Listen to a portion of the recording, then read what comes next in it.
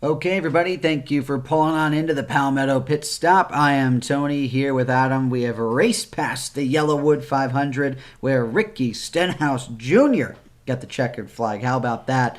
Going away from the playoff field. It wasn't the best race for playoff drivers. More shuffling around, some unexpected results, some a little more expected. I was very close to my prediction with Keselowski, a close second, but we'll get into more of the recaps of this race and what we will be looking onto. The Rovals coming up, the Bank of America Roval 400. Adam, some exciting times here as the playoffs are rolling on back here to the Carolinas. Yeah, we have a cutoff race coming up with the Roval. Last cutoff race, not the most memorable. Actually, one of the most forgettable cutoff races in recent memory at Bristol, where Kyle Larson basically put on the world's greatest clinic for 4 hours, and everybody just kind of had to sit where they were. Zooming around, and that's the only playoff race I've missed so far, actually watching the full race, so I guess that was a good one for me to miss. Yeah, same here. I didn't catch all of it. I was watching on my phone at a bar at a bachelor party. But So there you go. yeah, and every few laps I'd go in and be like, okay, and Kyle Larson's still leading. Gotcha. Okay, that's all that mattered. But obviously a much more exciting one at Talladega, as these superspeedway tracks tend to be.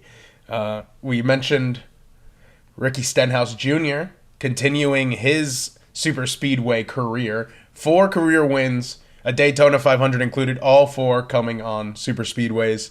It's his second win at Talladega. 4 wins in any Cup career.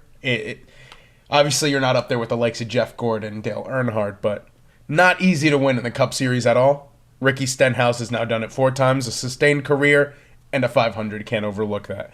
But getting into it, this race, there's a lot of controversy around it. To me personally, I thought it was a good race. I mean, you had 4 wide for most of the stages. There were just 4 wide, and a lot of that goes back to their fuel saving with these next gen cars. They're kind of it's hard to pass because it's so gridlocked on these super speedways. So they save fuel so that they can. The only way you can gain spots is really on pit road. You can't charge through the field like Dale Earnhardt anymore.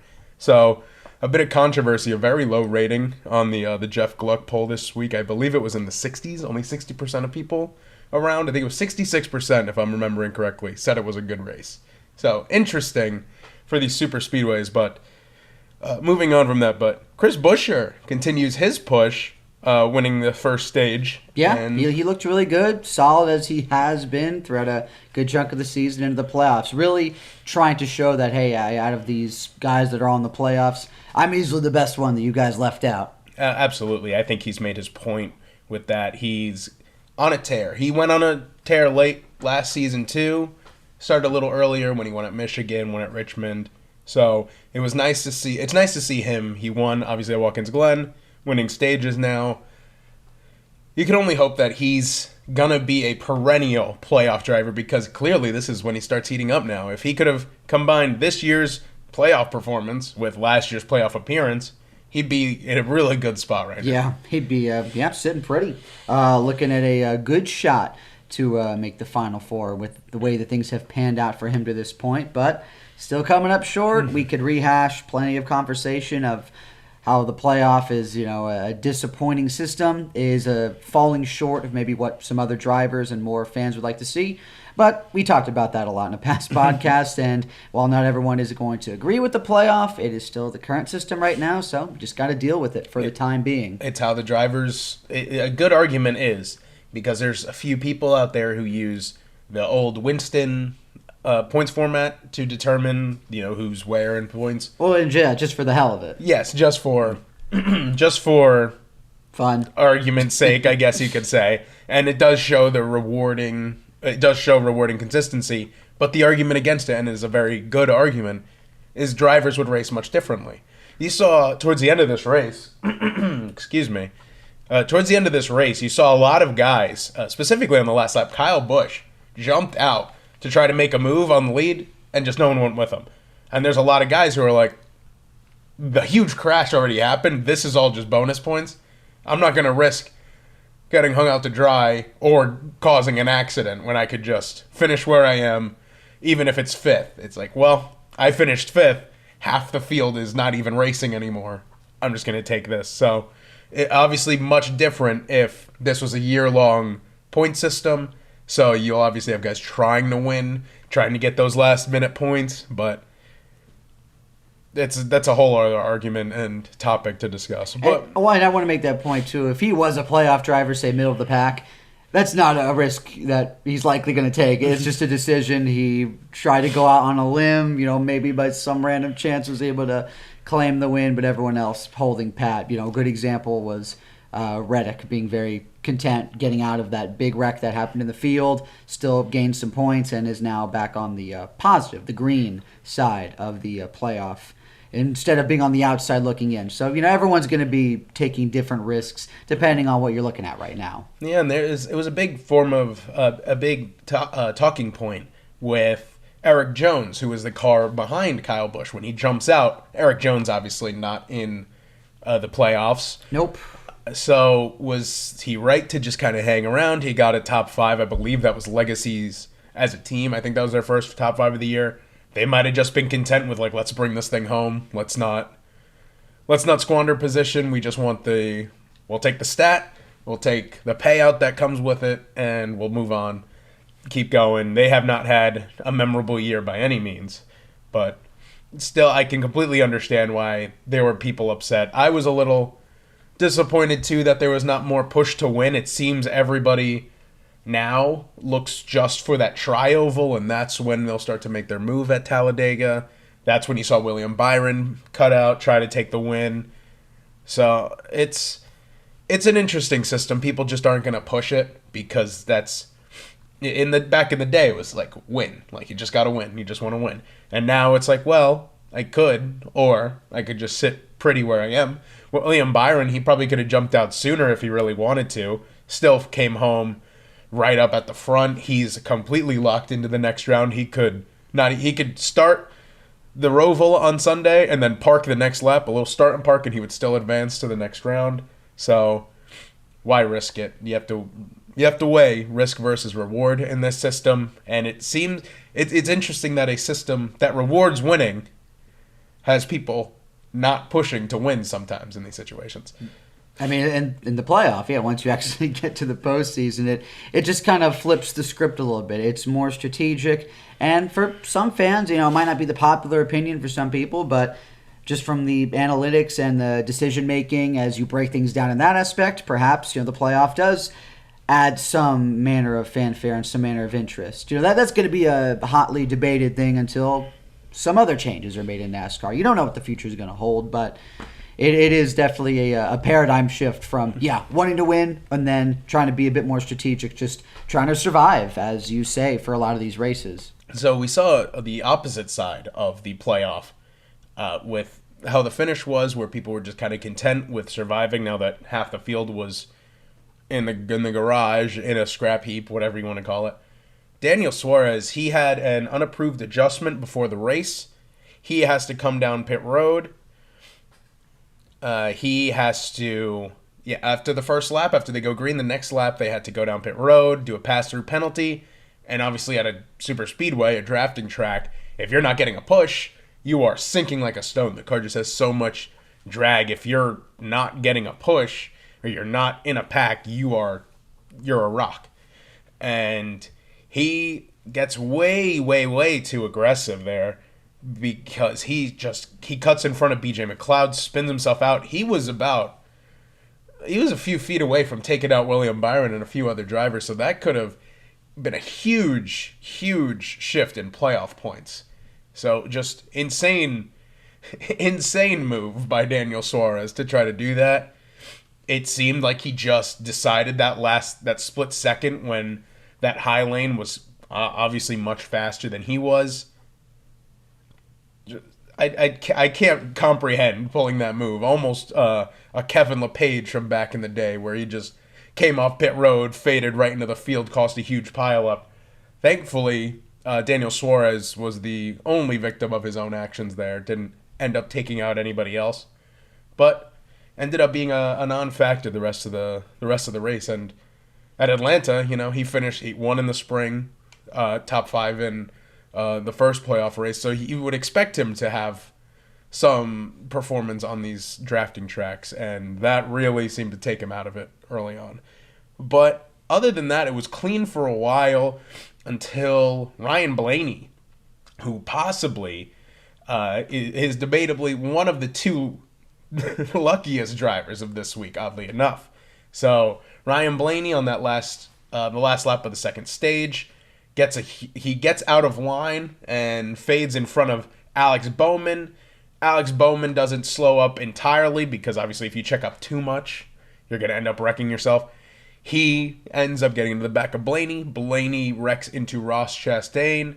Both of them really hard hits. And it seems like Ryan Blaney is a magnet for these kind of hits because I think he's had this style of crash at super speedways like 4 times in the last 2 years. And it's insane because he doesn't, he's not an aggressive driver. He just seems to be the odd man out in these situations. I mean, he had that crash last year at Daytona, head on into the wall.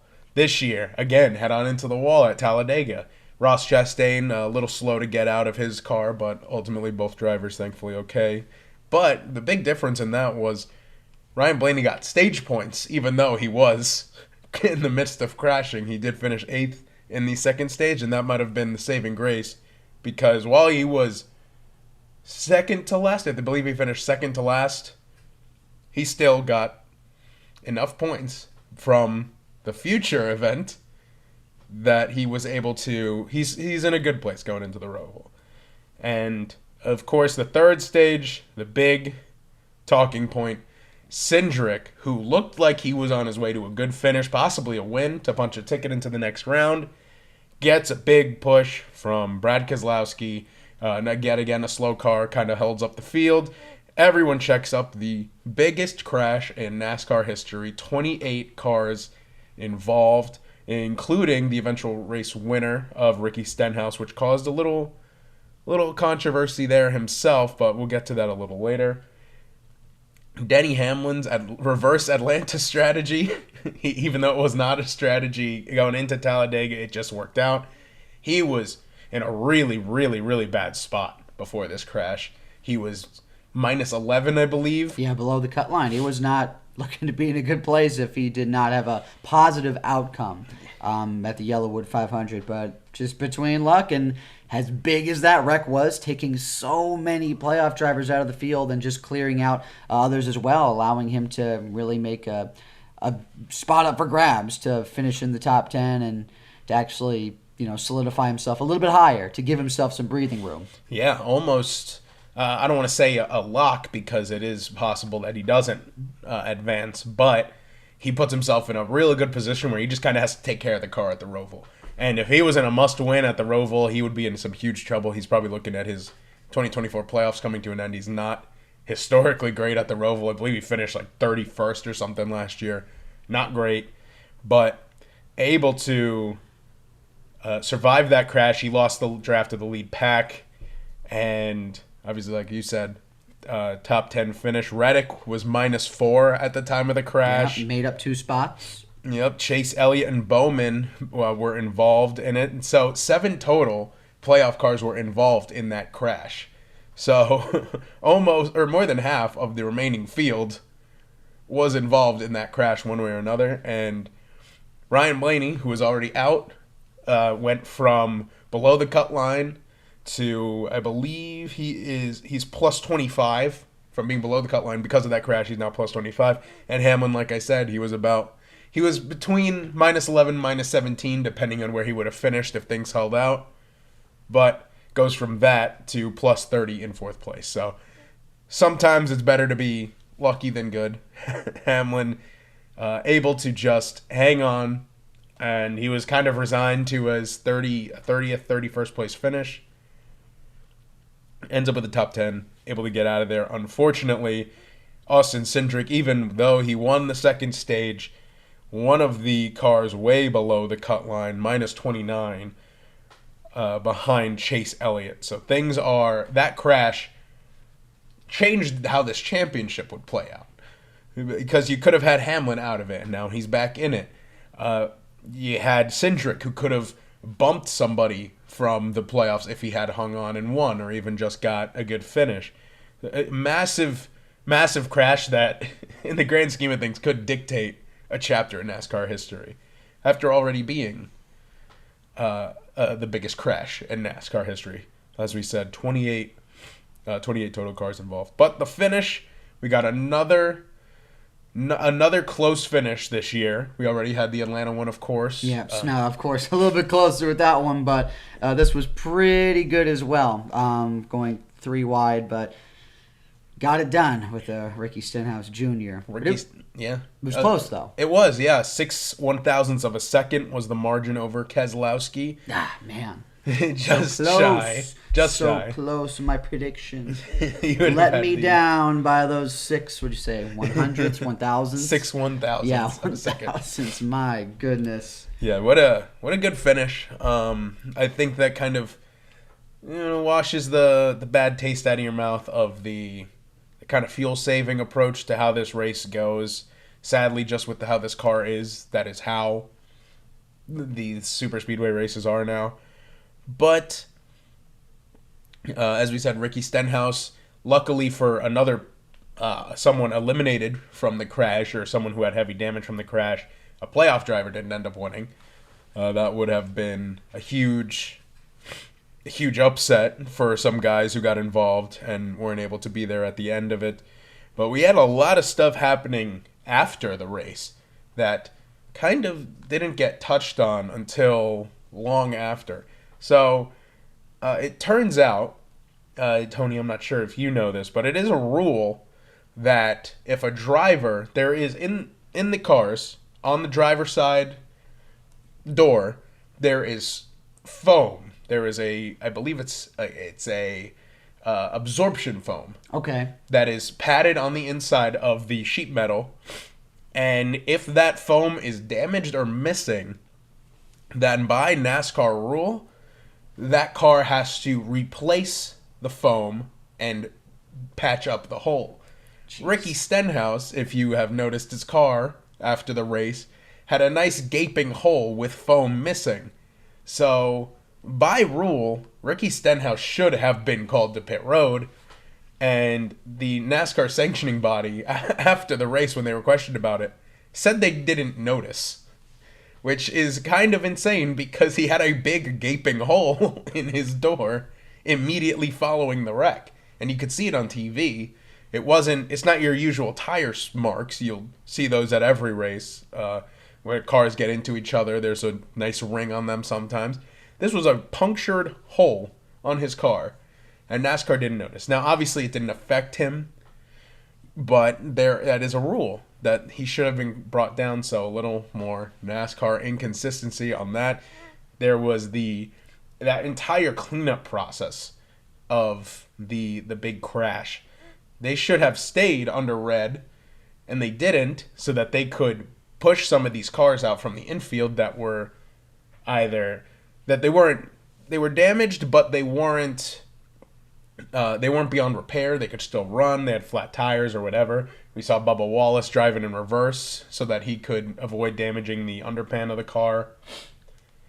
But just last week, Josh Berry is forced to DNF because of the DVP for 4 flat tires. So, again, Berry just super inconsistent with the sanctioning body, that these people are making these calls kind of on a whim, like a case-by-case basis, instead of taking the rule book that they have and sticking with it. So the DVP I'm already not a big fan of the DVP rule. I understand why it's there, and I think when it was implemented, it had good intention. Obviously, you don't want cars dropping debris on the track if they've been damaged, even if you just want them to turn laps or whatever.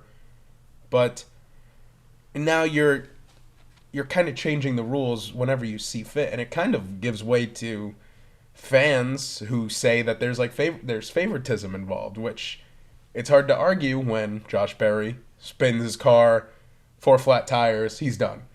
But a bunch of playoff drivers are involved. Let's go under yellow instead of red, so it gives the teams, obviously teams can't work on their cars under red flags, so they put it under yellow for, I don't know how many, that was like 20 minutes under yellow. They push these cars back, the teams are able to work on them, and a few more of these cars are able to continue. So it's unfortunate that these races every week it seems that there's more controversy. And just to go one step further, there's third controversy, this time with the RFK cars of Brad Keselowski and Chris Buescher, where there is the roof rail, which is put on the car to try and limit the risk of a car flipping in the event of a spin on these super speedways, which we've seen. Obviously, you saw McDowell get airborne at Daytona. You saw Josh Berry flip at Daytona. You saw Ryan Preece last year. We saw Corey LaJoie at Michigan flip. So these things are there to try and prevent this car from getting airborne. And one of their roof rails on each car is just missing. And they caught that in post-race inspection, and nothing was done about it. There was no taking it to R&D. There were no penalties involved. It was just, yeah, that's missing. This safety feature is missing. It's like, okay. Yeah, okay, whatever. Move along, sir. Yeah, I just don't understand. If you're going to have these rules in place, like, of course, the common sense thing is like, okay, yeah, Ricky Stenhouse's car, it still had foam in it. He wasn't slowing down the field or anything. But there is like okay, well, what if he spins and he gets doored and he doesn't have that protective foam there? So then you have, by rule, you have a responsibility to say, hey, you need to put that foam back in your door. RFK, hey, these rails are here so that your car does not go flipping through the Talladega infield. These rules are just, every week it seems like they're fluid, and they shouldn't be, because it's a written rule of all of these things. So it's unfortunate that every week there's like another reason to question why NASCAR does something. But moving on from that, standings now after Talladega, after we leave, I mentioned it earlier, William Byron in first, the only driver to clinch based on points. He is plus 74 over the cut line. He is locked in. He could sit at the back of the race. He can just have a nice leisurely Sunday drive if he wants, or try to play spoiler. Obviously, we've seen he can win on these road courses. Christopher Bell plus 57, so he just has to have a mediocre day. Doesn't need to go too crazy. If he gets, I believe he gets a few more points, he's fine. Probably maybe, it'd probably be like 5 points. He'd probably be safe, maybe less. Kyle Larson, not locked in, but basically locked in. He would need a Martin Truex at Darlington kind of day, like wreck lap 2, finish last sort of thing. He's 52 points ahead. Hamlin, lucked out, as we said, possibly the biggest winner of this Talladega race, with him going from 17 below. I believe that was the max he was below on Sunday. He was 17 points below. He is now 30. Just needs an average day at the Roval. Maybe get some stage points to really lock it in. Bowman, who's gained some of the most points, if not still the most points of any playoff driver, now plus 26. Blaney, plus 25. And then the real battle, which I believe all of Sunday is going to focus on, are just these 4 drivers. Tyler Reddick, regular season champion, plus 14. Chase Elliott, surprisingly. I felt this was a little surprising because he's just been these two are very consistent drivers. Reddick, of course, has been not as sharp in the playoffs. Elliott, though, plus 13. So obviously that crash at Talladega did not help. And now Logano on the outside looking in. He is minus 13, the first car that would be eliminated if these points hold. Daniel Suarez, we mentioned he needed a good point day at Talladega, and he kind of needed to lock in there. And obviously that pre-race adjustment kind of ruined any chance of that. Austin Cindric looked like he was on his way to a really good points day. He's now 29 points out. And Chase Briscoe, 32 in the final points position on the cut line. Some work to be done here with these drivers that are below that line. And just a little bit more of some surprises with the regular season success of Reddick, with how hot to the start of the playoffs were for Logano. But,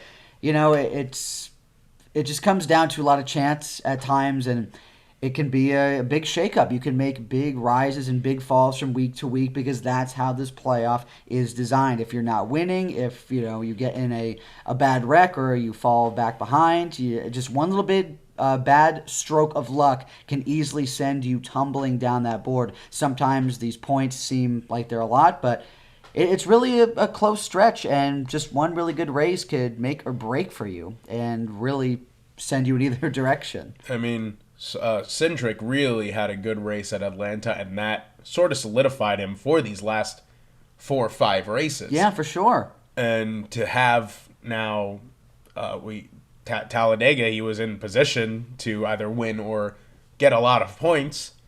Now he's on the outside looking in. Some of these guys, I don't know if I would call any of them Logano or Suarez must win, but Suarez is kind of on the borderline, and I think Cindric and Briscoe, you have to drive the race of your life. And luckily for them, they are decent road course racers. They're not obviously the road ringers like Jeff Gordon, Tony Stewart from back in the day, or even if you want to put in Chase Elliott now. He has not yet won in the next gen car in a road course, but he still does perform on them. Excuse me. You have these two guys, I believe, Cindric and Briscoe, who I think they have to go out there and win if they want to have any hope.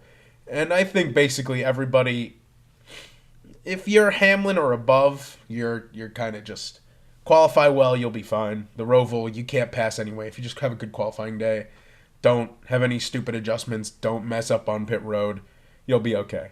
But Bowman, Blaney, you're not sweating, but you're like, I need to go out there and have a decent day. You do. Can't just be lazy. No. You can't just settle in. You cannot be lazy. You cannot be coasting here. You want to be able to solidify that spot. You don't want to lose a race by a few points, because that would just be so crushing with how good of a season that some of these guys have had. And if you fall short like that because you are a little bit more content, or you're trying to wait out a race or wait out a crash, you're going to try and be a little bit more aggressive here, and you really want to show your stuff. To make or break time is the playoff. You need to show that out there, and you don't want to just coast, as easy as that might seem sometimes. Because a few points, it's just that would just be so disappointing, soul crushing at this point of the season. And you don't know, you could be having a nice middle of the pack day, and it's like, okay, I think I'm ready. I think I'm good. I think we're gonna get enough. And then a driver can do something crazy. I mean, we saw it in 2022. Ross Chastain should not have been able to make up enough points at Martinsville to advance to the championship, and he goes and pulls off a wall ride, picks up 6 positions, eliminates Denny Hamlin on a move that's now illegal. So you don't know what these guys are going to pull out when they do.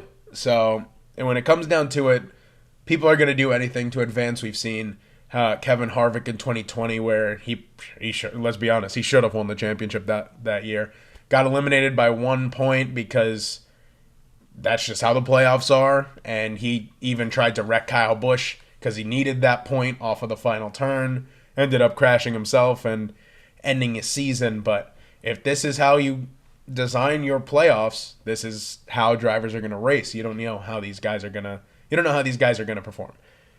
So I think if you're Hamlin or above, you just want to go through the motions, make sure you're doing well. Again, like I said, qualifying is going to be the biggest thing this weekend. So it might even be bigger than the race itself, as long as nothing bad happens to don't get into an accident. It's going to essentially be how Formula 1 is. Where you qualify, that's where you're likely going to finish, assuming your pit crew doesn't, or you don't mess up on pit road.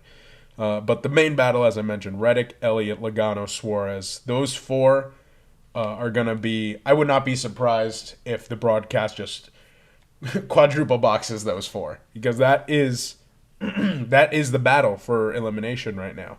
And I can't believe that we're talking about Elliott at this point. I, off the top of my head, can't remember my bracket where I had him getting eliminated. I believe it was the round of 8.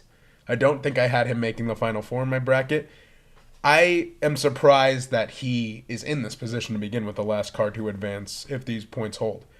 But that's just how these things play out. And Talladega's always going to be a crapshoot. Just reach in and pull out a name. If they're the ones that survive, they're the ones who are, in a good spot. And he was not one of them that survived without issue. No. I mean, when you're talking a historic crash, too, with so many drivers, you said 28, correct, that were involved? Yep. Yeah, it's just going to be something that you have to try and navigate around, and you're going to be running out of time because you have these cutoff races, and you really need to show your stuff. You might need to be a little bit more of a risk taker, and that's just makes a heightened sense for some of these races as you're getting further and further towards Phoenix. If you want to stay in the playoff, you best be up there solidifying yourself some points or winning some stages, doing all that you can to make sure that you're going to be on the outside or the upper side instead of the outside looking in. And then you still, even if you qualify and you're at the bottom end of that top 8, you still have a lot of ground to make up to then try and make the top 4. So it only gets tougher and tougher as the hill goes on to climb. Yeah, and as we mentioned, tough to climb. A perfect segue to the Roval. Oh, yeah. Because I am going to be right up front. The past configuration of this track, I have hated it. This car is just not good on road courses. Watkins Glen this year was good, and then the end made it great. I can't remember anything about the other road courses this year. I mean, Sonoma was decent. The ending of Sonoma was good. I believe, which is at Coda. I believe that was a decent race towards the end, though. So a lot of these road courses have just not been producing good racing, and I can't see why we're trying to reconfigure this track when these mile-and-a-half cookie cutters are what produced the best racing. I mean, we saw Kansas. That produced a good race, both in the spring and the fall. And Charlotte is a really good track for these cars. Unfortunate that the Coke 600 got cut short this year, but instead of getting our day race now in the playoffs, we get the Roval. And we have this hairpin turn now, which is either going to make or break somebody's season, or it's going to make or break this racetrack. I think this is kind of their last-ditch effort to salvage something. It was made for chaos, is what everyone's saying. It was made for chaos. Because somebody, if they are racing for the lead, and the win or to advance, like say Chase Elliott is leading the race and Briscoe's in second on the last lap, and you go into this heavy braking zone, no one's going to blame Briscoe if he just doesn't brake quite as hard and moves Elliott out of the way there. And that's what they made this turn for. They have designed an entire track for one turn. And I don't at all like the Roval. I'm not a fan of Rovals in general. But they're fun in the old NASCAR games, the old NASCAR Thunder on PlayStation 2. But seeing them in person, I love road courses. I like them in principle. It's just this car mixed with Rovals, it doesn't go well. Oh, and you said you've never been a fan of the coverage as much. Maybe that's something they might try to change around this year, or different camera angles, different takes to make it a little bit more appeasing to those at home, as opposed to the fans that are going to be there. And I'm sure this is going to be an opportunity still in the wake of everything we saw with Helene, to give another shout out to a lot of people and fans who still might be reeling after the effects from Helene. So we'll see what goes on there, but it's always nice to for better or for worse see racing make a return here to the Carolinas. Yeah, it is. I don't want to take away from if you're going to the race, because I hear sadly have not been able to go to Charlotte yet, despite living relatively close to it. Very close, within driving an easy drive to it. Yeah. All I've heard is that the at-track experience for the Roval is always great, but just always watching on TV here, it has not produced. I believe it was the Jimmy Johnson, Martin Truex crash, and I think that was 2018, and Allmendinger won last year. These are the only two things I can recall from the Roval at all. From the Charlotte Roval at all. That's it. So nothing sticking out. So it does not produce many memorable moments, many memorable races. And if you're continuously changing the course of the track, I think that's kind of telling you something. It's like, is this worth salvaging? But they're going to keep going with it. It seems like they're holding on to it through 2025 at least. Much to my disappointment at least. But they've maybe this hairpin turn, this heavy braking zone is going to be what saves it. But who knows? As for who's moving on, or I should say who is predicted to win, we have, of course, our 3 predictions each of who we think is going to win. I'm going to take some safe bets. Little spoiler is that they are all playoff drivers I'm predicting, so nothing too crazy.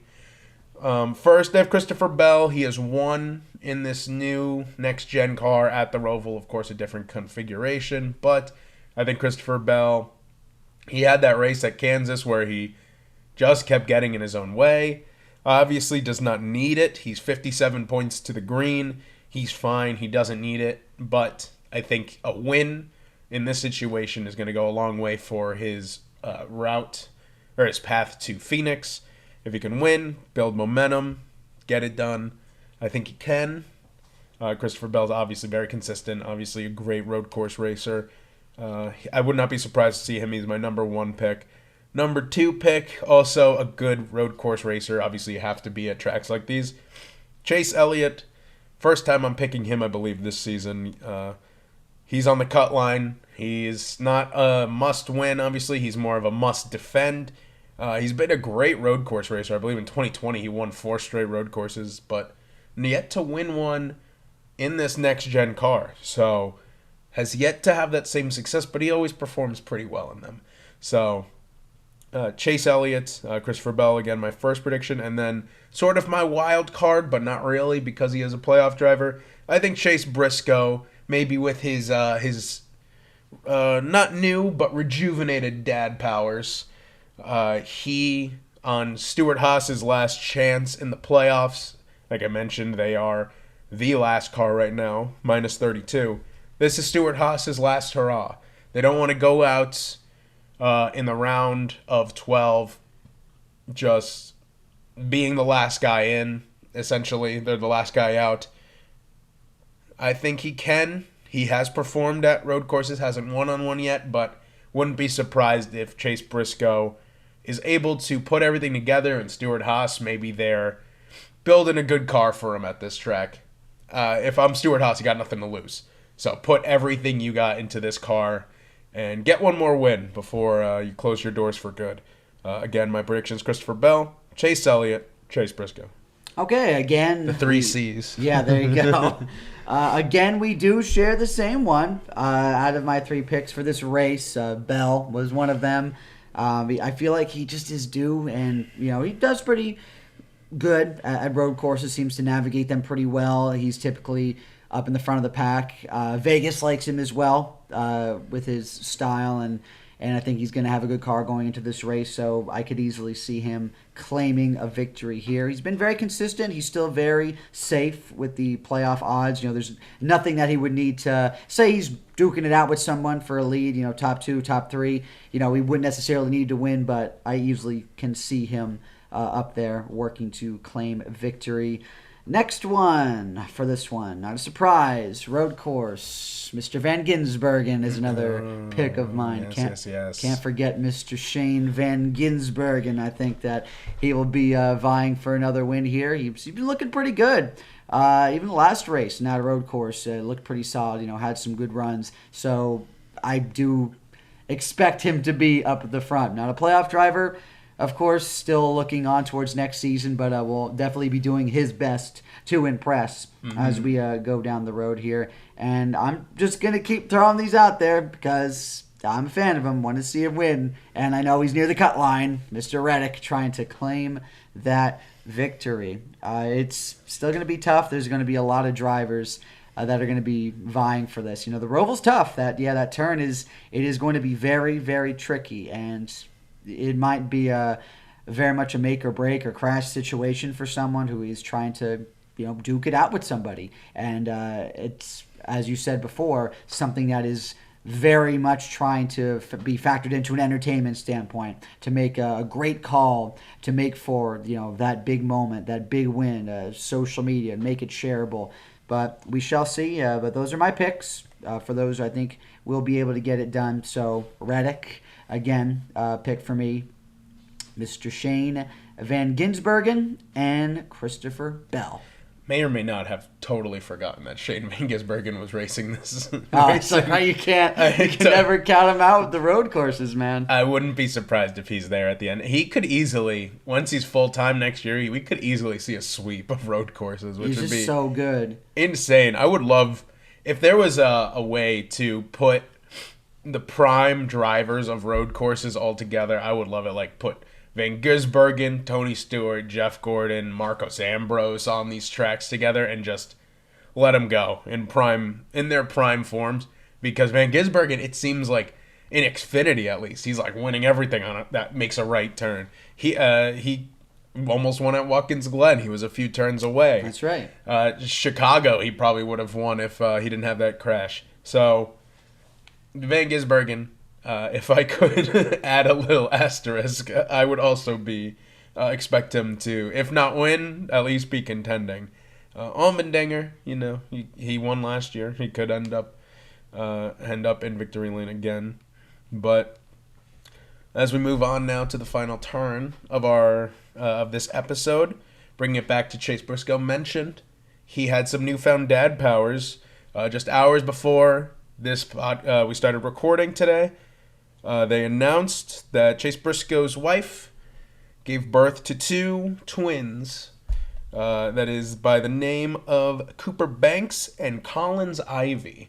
So Cooper Banks, Collins Ivy, potential future NASCAR Hall of Famers, along with Bubba Wallace's. We could have a new big 3 in about 20 years here. Yeah, just gotta wait things out, right? Who knows where the sport's gonna be at that point? But always nice to see a lot of these guys being, family guys and having their kids at these races, bringing them out at some points. And, it definitely just adds to a bit of the atmosphere, especially for big wins for guys you love and just to see them being happy and celebrating with their loved ones. Yeah, and we got to see him celebrate, of course, his Darlington win with his firstborn son.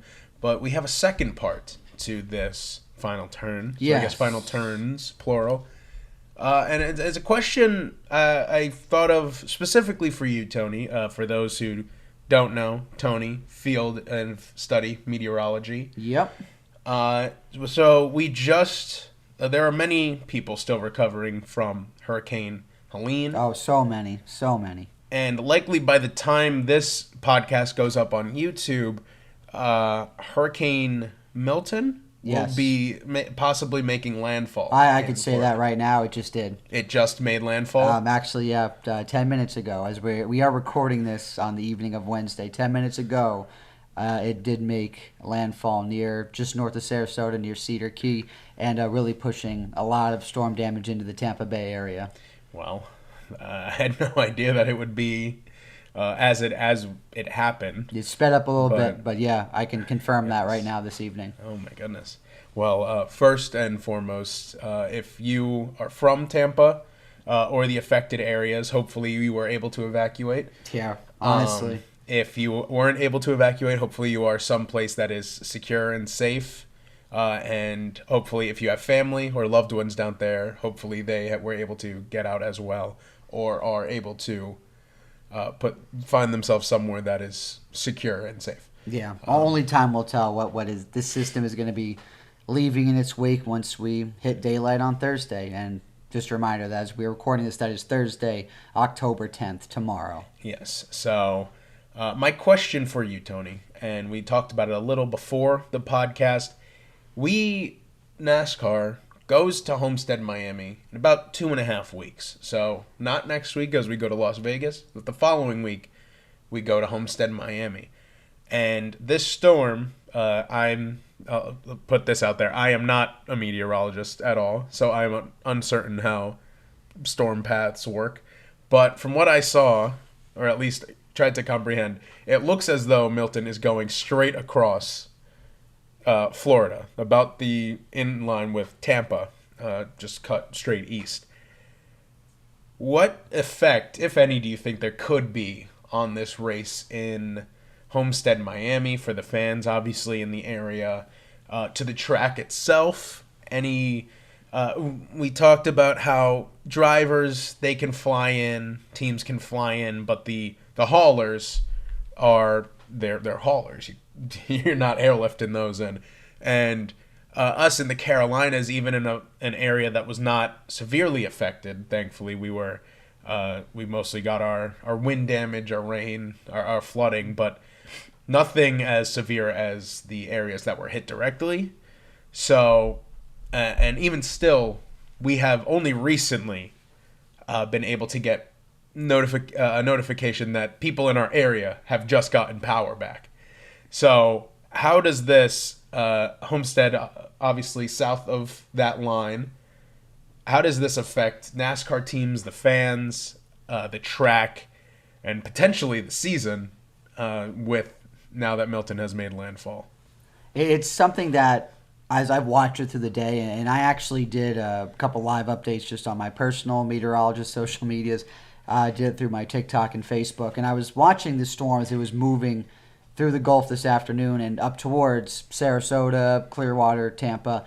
And even though it was a monstrous storm, it still is, as it is now just past landfall. It's a Cat 3 hurricane.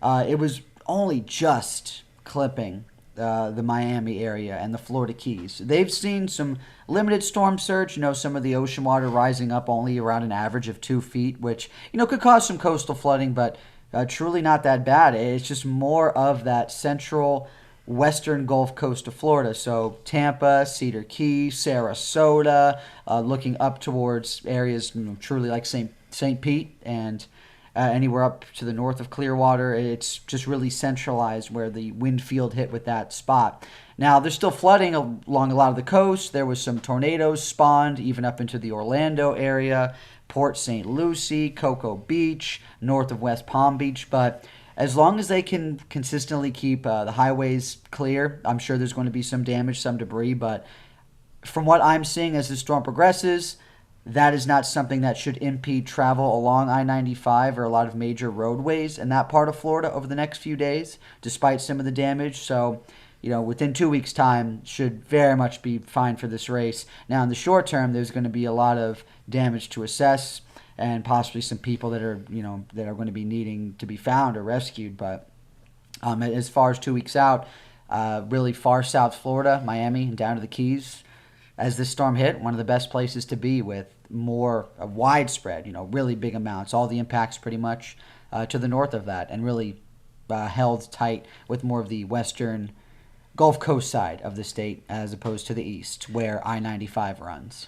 All right, so as you mentioned, Homestead, it's getting, I believe you said rain, just like getting some of it, but some not rain. Yeah, some rain. I don't even think Miami might have had one little stray potential tornado warning earlier today, but that was it. It was very brief as the system started to move towards the north, and it really brought more of any impacts towards West Palm Beach, which is a good deal north even of Fort Lauderdale, Port St. Lucie, Melbourne, going further up towards the north, more areas up that way, even some flash flooding for Daytona Beach. But down near Miami, one of the truly best places to be in southern Florida, where they essentially escaped most of the wind field, most of the rain and storms from this. And as long as they can keep I-95 in good shape over the next few days, travel should not be really impeded in that sense. And 2 weeks out, could easily be seeing things being just fine.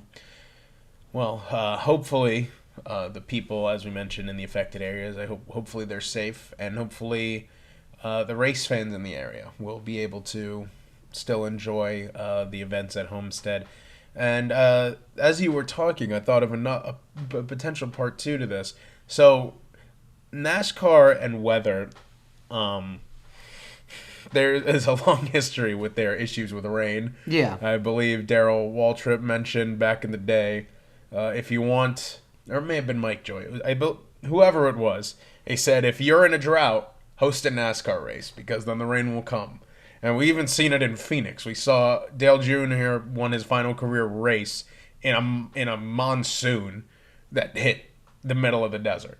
So my question is, for weather protocol. NASCAR is still relatively the lightning protocol for NASCAR is still relatively new, only adopted in the 2010s. Is there what would something like a hurricane protocol look like if there such a thing exists in sports? Well, see, that's something where you're planning out things in a longer sense, and at that point, it usually will get down to a state or county, even city level with government, and they will issue ordinances and put things in place that any big public gatherings or anything such as that legally cannot take place, and then that's going to be something that gets pushed up. So essentially, any big gatherings that were planned, any sporting events, I don't believe anything was going on, nothing until this weekend. I'm not even sure if the Tampa Bay Buccaneers, if they were hosting a football game this weekend. I cannot remember their schedule, but say there happened to be a Thursday night football game, and this hurricane was going through Thursday night, that of course would have been canceled. That would have had to been pushed back. And you're going to see that for any large gatherings and concerts and sporting events. That's just things that cannot happen. And that's all sent from more of local governments and state governments coordinating with the National Weather Service to say, okay, should we just be, not having this shut down? I don't think it's specifically would just be on a sport by sport basis, say NASCAR specific, but that's when you're more getting into the realm of the government and lawmakers, essentially. A few years ago, actually, may have been last year. Also, by the way, the Buccaneers play in New Orleans this weekend, so Okay. It will not be a home game. So there you go. But they do play a home game next weekend, which would be interesting to see how the state of Tampa Bay at that point. After this, it's all said and done, because they've been getting pummeled over the past few hours. So just to see what the scene will be like in the morning. Not looking forward to it, but I'm truly hoping the best for that city, and hoping this storm just speeds up and starts to pick up the pace a little bit as soon as possible. Last year, I believe it was the Buffalo Bills had to move their game to Detroit. I forget what team they played. It was not the Lions, but they had to move their game from Buffalo to Detroit because of a blizzard. Oh yeah, I remember that. All the snow. Yes. They physically could not. Fans physically could not get to the stadium. No. So they had to move. I don't believe if that has ever happened. I have never heard of it, but a NASCAR race having to move because of a hurricane for something like this. I mean, if the storm path happened to go over Miami at this point in time, then NASCAR has to think about what they're going to do because they go there in 2 weeks. Or even say, hypothetically, never want to speak anything into existence, but, Daytona had to see something such as that later in the season because, hurricane season starts as you get into the summer. So that's easily something that could, be discussed as a protocol, and not wanting to have to just postpone a race for a day or 2 or 3. If it would be something where damage or people in the city are still picking up the pieces and really going through it, that you might consider moving it to a different city. So you never know, but that is an interesting notion to think about if that were to happen in the future. Obviously, a completely different, not so much topic, but a different reason. Back in 2001, after 9/11, NASCAR canceled the race at New Hampshire. They put that that was the final race of the season that year. Would you imagine that something like that could happen with NASCAR, say Homestead or Daytona or any of these tracks in the South that could get affected? Would it be wiser to try to go somewhere else, or do you think just moving the day entirely? Because that could affect, obviously, lives are the most important thing. You worry about sports second. Obviously. Or not even second. It's the last thing on your list, competitive events like this. So it's a shame because it's an escape from normal life for a lot of people. Yes. I mean, there were the documentaries from the Saints and during Hurricane Katrina and during all the suffering that happened there. And when the Saints came back to play, people immediately latched onto them because that was their escape from all the awful things that had happened in Louisiana. So, and they won a Super Bowl. And they won a Super Bowl for that. Yeah, for that state. That was in straight out of a storybook. Yeah, But that's like movie quality stuff. You know, Yeah. you don't see like things like that happen all the time. It's just sometimes you're not just running off of talent. It really just sports could be weird like that sometimes. You really are running off of the hopes and dreams and the recovery and the vibes of the city. That's term is thrown around so much in sports, but it really is true sometimes. Honestly, I do truly believe that sometimes there's just other factors at work than the players out in the field or drivers on a track. yeah, but I do wonder if NASCAR, if they did implement a severe storm protocol, be it snow for whatever reason, or in the event of hurricane season, especially with so many tracks in the South. I mean, just you say hurricane season starts in August, alone in August No, July. or July. Since July in the South, race wise, we have had Darlington, Atlanta, Daytona, now going to Homestead, just to name a few. So, Oh, I'm sorry, I had to correct myself. It's June. Technically, it is June. We usually don't really start to see things flaring up until July for the most part, and we're speaking technically, it is June 1st, okay. as the National Weather Service recognizes it. All right. So, Anyway, June, go on, sir. when does it end? When does hurricane season tend to technically end? Now, that I'm 100% sure of, and it technically ends November 30th, but for much of November, it's very low rates, especially for the second half of the month. You're seeing much tropical activity, but just to cover more bases for any type of activity that could kick up that the National Weather Service and National Hurricane Center in Miami monitors, it is June 1st, technically speaking, ending November 30th. All right. So, in that time, we see a lot of tracks in affected areas. I mean, you could have, like I said, Daytona, Homestead-Miami, Atlanta, Darlington, Charlotte, all these tracks just in the South. Yeah. Talladega, over in Alabama. Even Bristol. I mean, Bristol. You don't know when you're talking about these storms how far heavier amounts of water can be carried based on the track of a storm and certain positioning, depending on the side of a hurricane or a big tropical system that you're on. I mean, you just look at the devastation that was there in western North Carolina and eastern Tennessee. It was a lot of problems out that way and landslides from all this rain that just got carried up, and the storm was moving slow enough. It encountered the right conditions to just dump a couple feet of rain on those areas. So you never know. You can get the perfect combination to cause devastating impacts, even though it's not right on the water.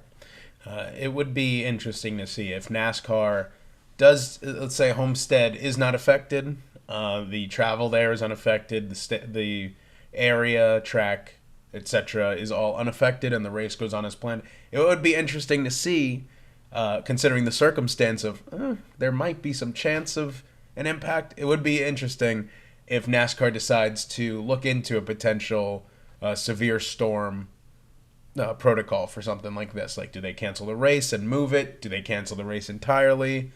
Do they go to a different track in an unaffected area? How does that work with tickets and fans and all the rest? But yeah, that's the thing you have to factor in as well, logistics. But there's a group of people with NASCAR that makes those decisions. So we essentially would just get there when we get there, if that actually becomes a problem at some point in the future. All right. Well, thank you for letting me pick your brain about that, because I was all day was wondering if this storm was going to have an effect, because I've seen the effect on football. I've seen the effect on baseball. Obviously, baseball, if it rains, they're done anyway. Like, they don't play the game. Football, they'll play through normal weather, but once it gets severe, they'll move it or cancel it or whatever, postpone it. NASCAR obviously can't race in the rain, but No. if you could have wet weather tires, but if it starts pouring, you can't done. do anything. Yeah, no. Or if you're in the likes of the Coke 600, it gets a little too humid and then they don't race. But I've never seen anything in the event where the track itself is put into a hazard like a hurricane. So thank you for answering some of those questions I had. No, you're welcome, man. And as we work on, and we've said many times already through this podcast, truly hopeful that everything is still a bit brighter, and as many people as possible heeded warnings, got to safety. For those that perhaps had to stick things out in the way of Hurricane Milton, found a way to be safe. Only time will tell as we go on into this week, but good to at least break things down, get this into our discussion. As weather's been a big factor with some of these really intense storms as we have continued on this season. So thank you if you got to this point.